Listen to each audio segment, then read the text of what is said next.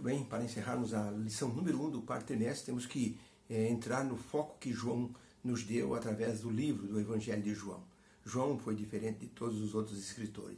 Parece que João já conhecia o conteúdo dos outros, mesmo porque o livro de João foi escrito entre o ano 80 e 95, o que quer dizer que ele já conhecia o conteúdo dos outros evangelistas. Por isso ele colocou uma conotação diferente, uma visão diferente. João falava dos milagres, mas falava muito mais daquele que produzia os milagres. Ele transformou a visão das pessoas que liam assim numa visão totalmente messiânica, divina. Ele mostrou que Jesus era o Logos, era a palavra, era o verbo de Deus, era o poder criador. E por isso que quando ele relatava um milagre, ele fazia questão de detalhar a pessoa que era Jesus, que havia feito o milagre, e mostrava justamente os diálogos com as pessoas, mostrando que ele tinha um poder superior às outras pessoas e que ele transformava assim, derrotas em vitória. Quer ver uma pessoa que teve derrota e que acreditava muito em Jesus? O presidente Abraham Lincoln dos Estados Unidos. Ele teve muita derrota na vida. Ele, por exemplo, a lista de derrotas dele foi muito grande. Ele, por exemplo, perdeu o emprego em 1832.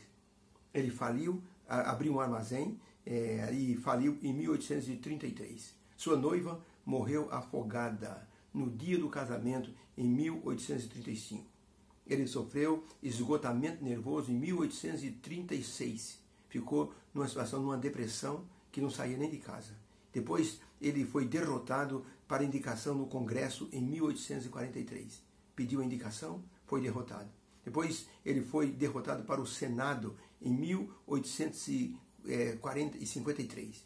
Depois ele tentou assim ser eleito para o Senado americano em 1848, foi derrotado.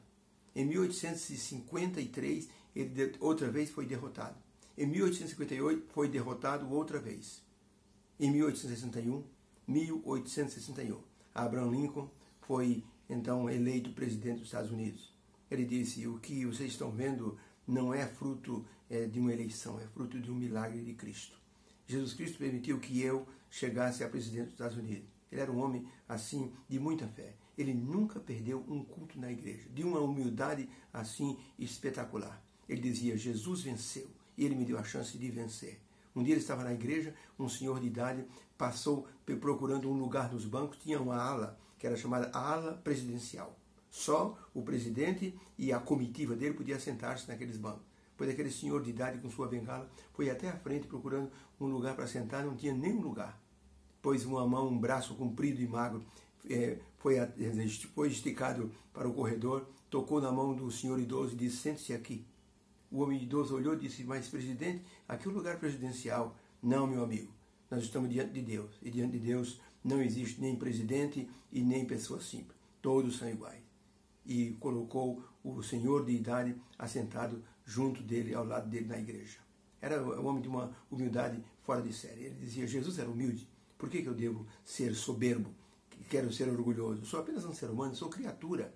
Então, na cidade dele, em Monte Vernon, onde é a casa dele, ele deixava as visitas na casa dele, de domingo à noite. Ele dizia: eu tenho encontro com Jesus na igreja. Se vocês quiserem ir, tem carro para levar todo mundo. Vocês podem ir comigo para a igreja. Agora, se vocês não quiserem, pode ficar à vontade. Mas eu vou ter um encontro com o Rei dos Reis. E ele deixava todo mundo lá e ia para o culto. E voltava depois, às 9h, 9h30, depois de ter feito todos os trabalhos na igreja. Era um homem que tinha uma reverência muito grande por Jesus. Ele dizia: Jesus transforma derrotas em vitória. Os milagres feitos por Jesus nos mostram isso. O milagre em Caná da Galileia, a mãe de Jesus mostrou um ambiente de derrota. O vinho acabou. E Jesus então pediu aos serventes que enchessem as talhas de água.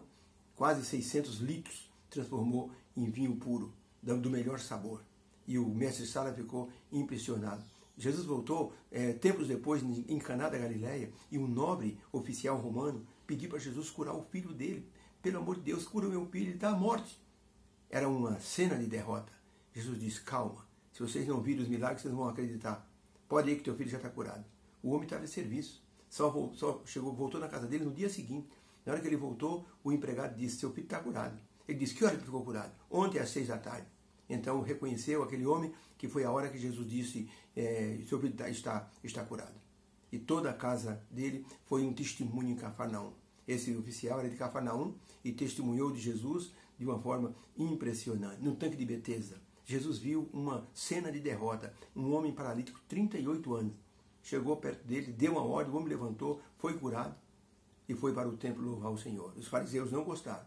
Pegaram o homem carregando a cama, cercaram o coitado, quase deram uma surra nele. Você está carregando a cama no sábado? Você é doido? Está transgredindo? É o homem que me curou, disse para pegar minha cama e ir embora. Quem te curou? Não sei. Depois o homem encontrou Jesus no templo. Jesus disse, não peques mais, para que não te aconteça coisa pior. O homem voltou e disse para os fariseus, foi Jesus que me curou. E os fariseus então começaram a planejar matar Jesus. Quer dizer, carregar uma cama no sábado não podia, mas planejar a morte, isso podia.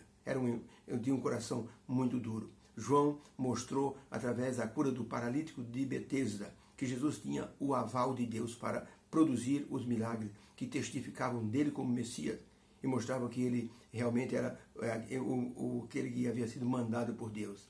Ele era o Filho de Deus, o Messias. Jesus lamentou a dureza dos corações daquelas pessoas. Eles queriam o Messias do jeito que eles haviam planejado. O Messias guerreiro, o Messias cheio de coragem, que fosse afrontar os romanos, que expulsasse os romanos. Era esse tipo de Messias que o povo queria. Ellen White, até no livro Testemunho Seleto, volume 2, página 318, ela escreveu o seguinte: os judeus aguardavam o Messias, mas ele não veio como eles esperavam. Se ele houvesse vindo como haviam esperado, eles teriam que reconhecer que haviam errado.